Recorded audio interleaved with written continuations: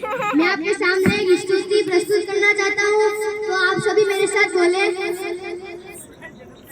Shri Ramchandra Krupal